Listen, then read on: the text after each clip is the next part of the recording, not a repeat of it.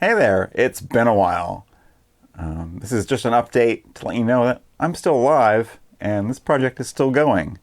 I took a bit of a break, so let me give you the story.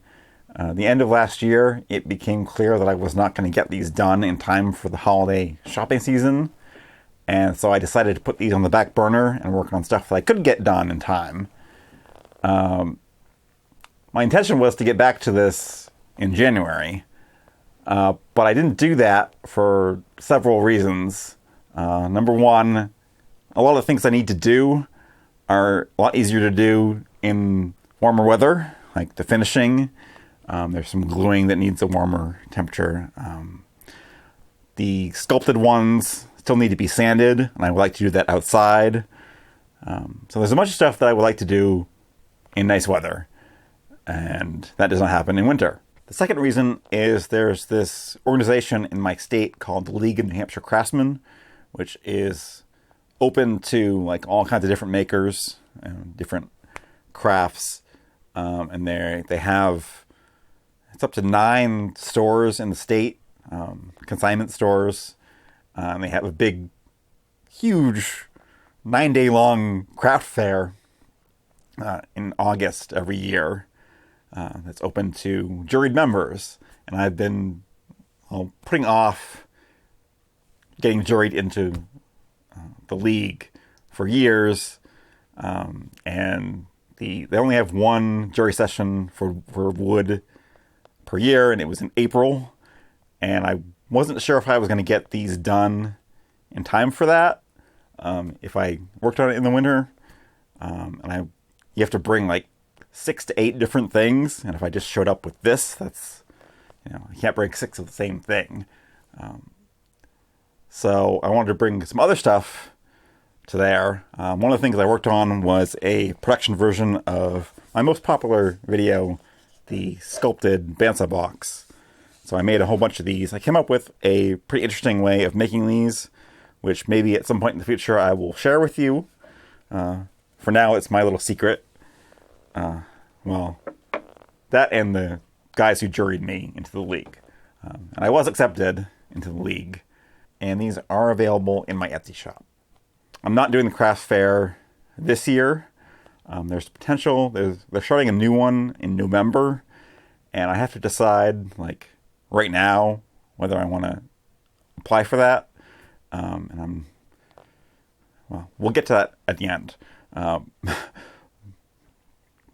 So anyway, I spent up till April getting ready for that jury session.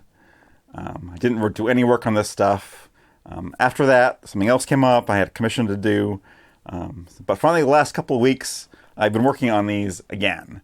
And I got all but 6 of the 180 drawers fitted into the case.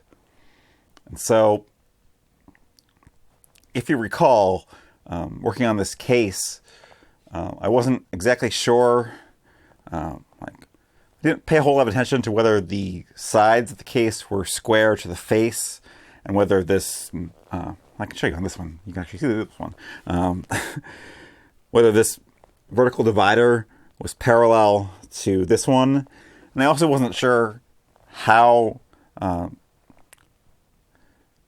similar in size each one is, even though they all came off with the same mold. There's little variations, so I wasn't sure how much variation there was from each one. And fitting the drawers is where all of those chickens came home to roost. How much variation? Quite a bit, actually. More than 1/8 of an inch. And the really weird thing is,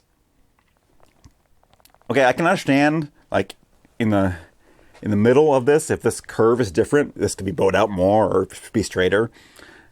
But here at the widest point, okay, you saw me do this, okay? I had a jig that there were 2 sides to it, and it forced all of these cases to be the same width. And yet, one of these is 1/8 of an inch wider than the rest of them. All the rest are within the 1/16. That one is 1/8 of an inch wider than the next widest one. How did that happen? How is that possible? Okay. And how parallel is the divider to the side? Not very.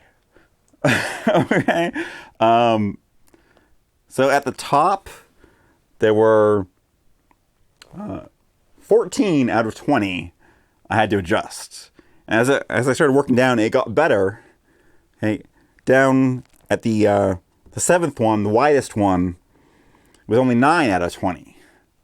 Okay, and I was feeling pretty good. Okay, we're on the right trend. Okay, the next one should be, maybe 10, maybe 11. It's like the worst case, right? 18. 18 out of 20 on the 8th one. And the 9th one, 19 out of 20. I had to adjust. Or there's still 6 more that I have to do tomorrow. So I was getting through like one drawer 20 times in about a day up here.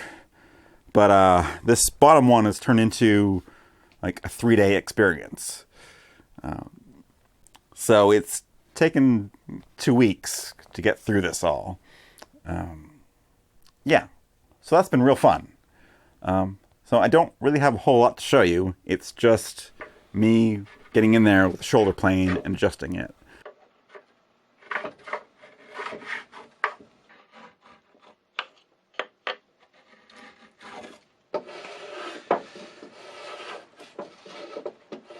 What I did find useful at the end was to use a little gauge stick where I could test at the front and the back and the middle just to see whether they were parallel or not. Because the parallelism is not the only reason that the drawer cannot fit. There could be something wrong with the drawer. It could be binding on something else. And you don't want to be just like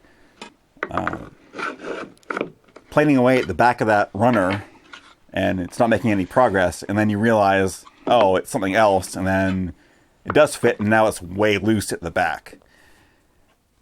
Yeah, so that's been my 2 weeks. And it's been real fun because with 20 of these, having to fit them, fit the drawers into all of them at the same time, I need them all in here. The workbench holds 8, the assembly table holds 6. That leaves 6 to go on every other horizontal surface in here besides the table saw. So I haven't had a shop all this time. I'm looking forward to getting things back to normal. I am going to take a short break before I go on to the next thing, which is going to be making the vertical drawer. So one of the other things the league does is an annual ornament. And so like members compete to be the person who makes the ornament for that year. The catch is you have to make 5,000. So at first I was like, no way. There's no way I can make 5,000 of anything. And they really liked, I brought the little tree ornament that I made last year. They really liked these. And they did mention, like at first, like, oh, that'll be great for the annual ornament. But you have to be able to make 5,000 of them. And the money is, for each one is not that high. It's too low, I think, for this. And I don't think there's any way that I can make 5,000 of these in 1 year.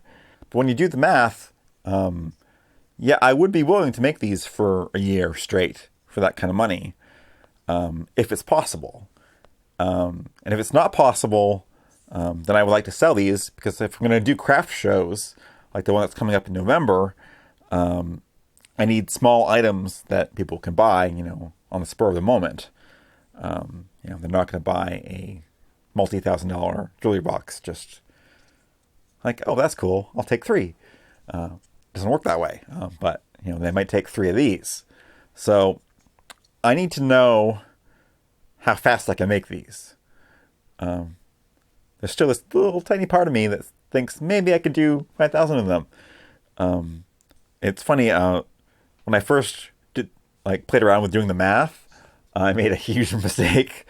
And I thought it was only going to take 150 board feet to make 5,000 of these. And I thought that can't be right. That can't be right. It's got to be more like 500.